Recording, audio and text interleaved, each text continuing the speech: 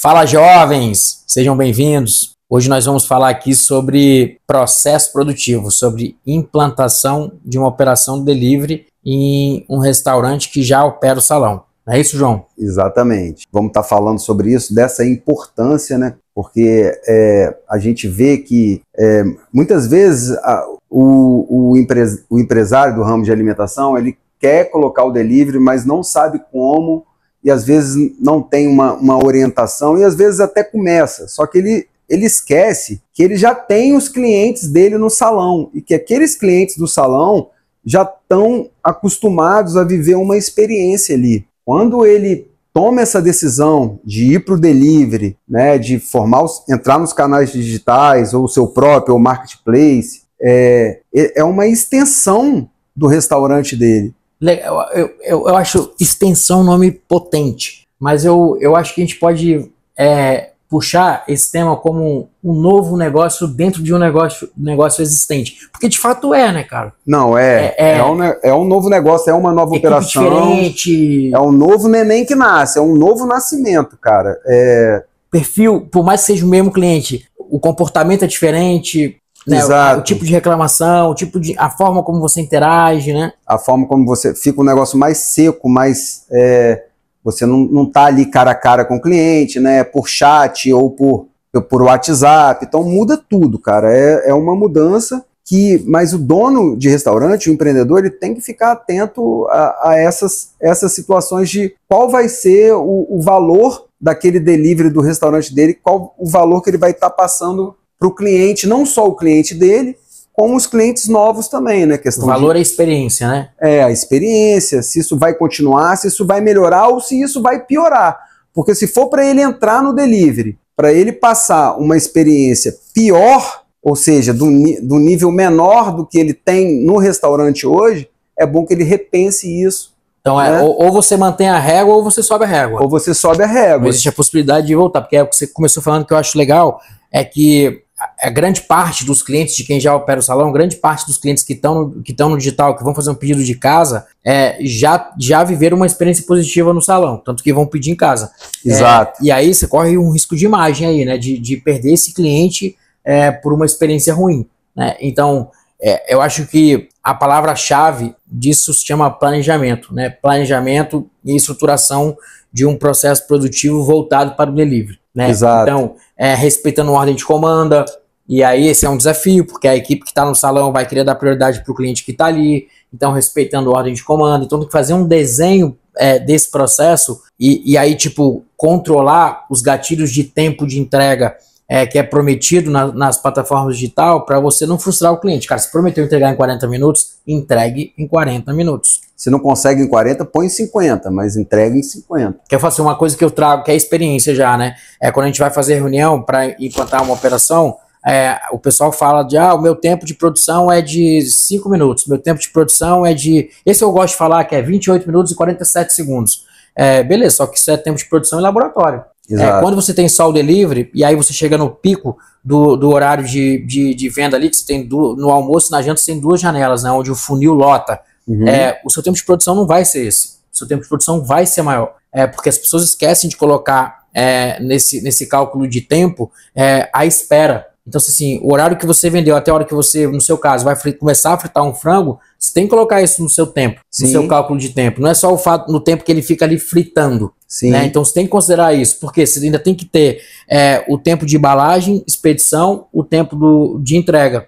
Então, isso é gestão pura. E não tem como você entrar para o delivery sem ter esse tipo de gerenciamento de dados. Né? É importante. Então, é planejamento, é estruturação de negócio dentro de um negócio. E entender que, de fato, o delivery como um negócio dentro do seu negócio, ele pode entregar um resultado incrível, pode entregar um equilíbrio ou um fator de crescimento para as margens do seu negócio, né, do negócio do dono de restaurante. Então, acho que o ponto principal é isso, é o planejamento, o entendimento do processo, de repente o redesenho do processo produtivo, a forma que se estrutura a cozinha para produzir para o delivery, ela pode ser ou não, mas na grande maioria das vezes um pouco diferente do layout que você utiliza para produzir para o salão, especialmente quando você considera a necessidade de ter uma expedição ágil, né? Então, tipo como você vai abrir o restaurante, que você opera só no salão,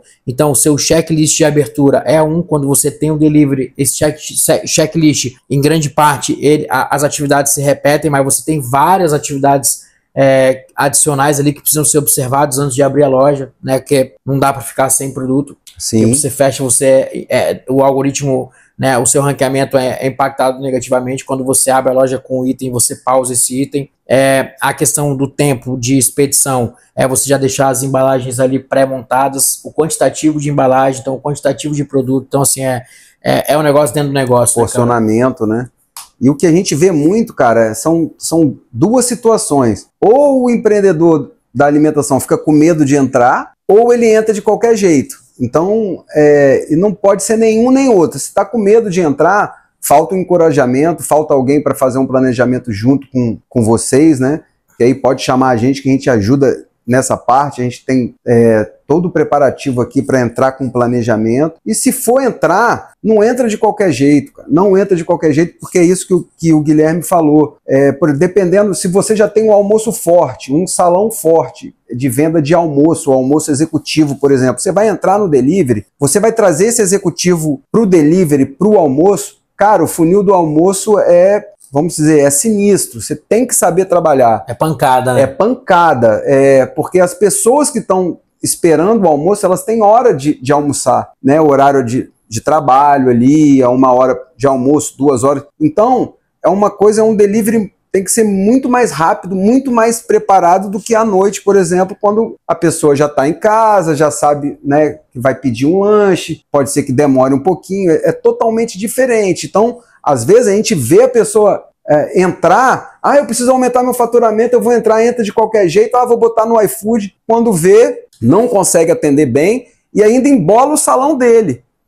Isso é um indicador que não tem como não olhar para ele em tempo real, né? Que é o indicador da capacidade produtiva, né? Exato, que é importantíssimo, né, cara? E falando de marketplace, falando de iFood, isso aí é tudo. Mais pra frente a gente vai poder estar falando um pouco mais dessas questões, de como que funciona iFood. Esse assunto é amplo, né? Então é legal a gente ter um podcast, um episódio só para falar disso. Só para falar disso, mas é a noção que o empreendedor tem que ter, né? O que ele de fato quer fazer com delivery. Tem que tomar essa decisão, é o ponto de partida. Não pode entrar por entrar, e até é bom falar isso também, que a gente vê, né, cara, algumas mentorias, algumas coisas na internet, as pessoas vendendo, eu vou aumentar seu faturamento no delivery, eu vou fazer isso no delivery, e aí bate exatamente nessa questão de não saber e não entender como que o cara se organiza internamente, como é a cozinha dele, como que é o processo de expedição, como que se ele tem uma pessoa para fazer o despacho, a pessoa que fica no corredor, porque esse é um outro lado que a gente tem que olhar também, porque não adianta acelerar o delivery do cara se o cara não estiver preparado. O produto na vitrine e entregue para o seu cliente, antes disso tem várias atividades que são antecessoras ali, né? Então você tem compra, produção, armazenamento. Cara, é complexo, né? Complexo, contagem de estoque, embalagem. É outro negócio, né, que a gente vai falar especificamente sobre cada um dos temas, que é dividir os 2 quadrantes do delivery, né? Logística interna e logística externa, né? Então, acho que logística interna engloba tudo isso, né? Esse processo de compra, na verdade, a estruturação e preparação para o delivery, processo de compra, processo produtivo, engenharia de cardápio, né? Estruturação e estratégia de funil de venda, posicionamento digital, e aí a logística interna, que vai ser um módulo para falar das melhores, né? Que são várias possibilidades de você estruturar uma operação de entrega para garantir, né? Para potencializar a sua capacidade de entregar uma experiência positiva para o seu cliente, né? Porque a tua responsabilidade só termina quando o seu cliente recebe o pedido e vai lá e faz uma avaliação positiva, né, da sua operação. A gente vai falar disso, acho que separando esses módulos. Então aqui a gente está deixando alguns gatilhos já, né, de assunto para falar, mas cara, uma coisa vai puxando a outra. Eu queria te fazer uma provocação, porque é um negócio que está muito recente, a gente começou agora, e até para a gente nem alongar muito esse episódio aqui, E aí, pra gente poder trocar uma figurinha com propriedade, né, com a turma aí que tá assistindo em casa, ou seja lá onde for, que a gente tá começando um projeto de um cara, um empresário do setor, com várias casas, e que não tava no delivery, né, já esteve no delivery, saiu do delivery porque se frustrou,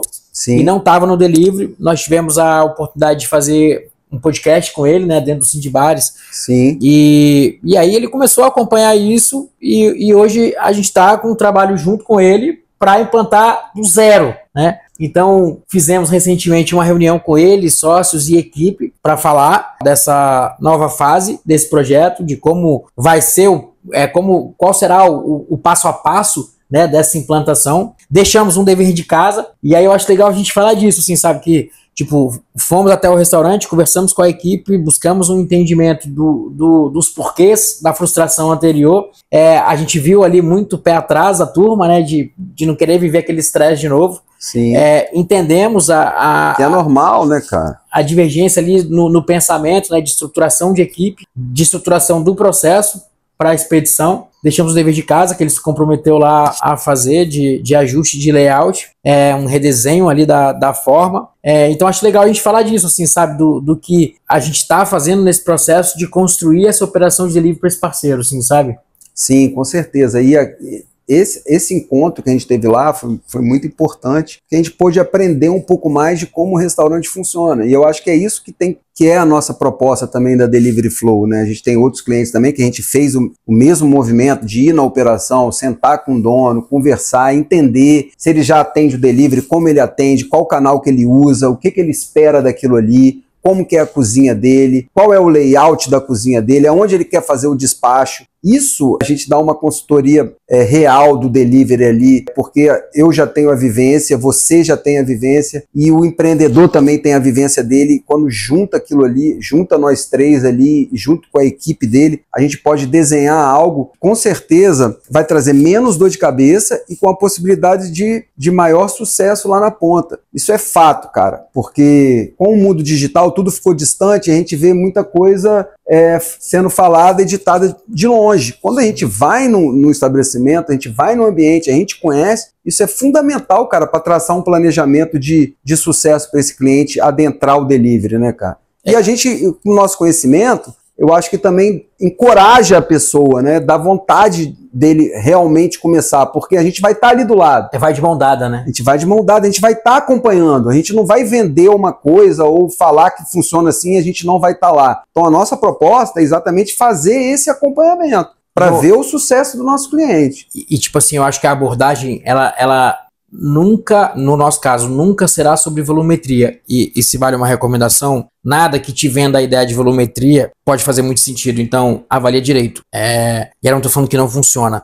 Porque a grande maioria das vezes, quando o anzol, né, o gatilho para capturar o lead, para capturar você, dono de restaurante, é a promessa de aumentar o teu faturamento, de aumentar o teu volume de venda, isso eu chamo de receita de as letrinhas miúdas da bula, né? Então, quem anda muito alavancado, né? Porque, tipo assim, de curtíssimo prazo, eu acho que é difícil de você, no curtíssimo prazo, ter indicadores exponenciais de crescimento, né? Eu acho que isso é um trabalho de construção. E aí, quando você vê essas promessas, volumetria, volumetria, volumetria, isso tem um preço. Então, a grande maioria das vezes, faça ali uma estruturação do funil, do cardápio, e, cara, investe-se muito em cupom. E isso a gente sabe que quando você para de investir, a receita cai de novo. E outra coisa, dependendo da forma que está estruturada a sua precificação, se você não analisa CMV, custo da mercadoria vendida, fica a dica, analisa com critério. Quem não economiza centavos não consegue juntar reais.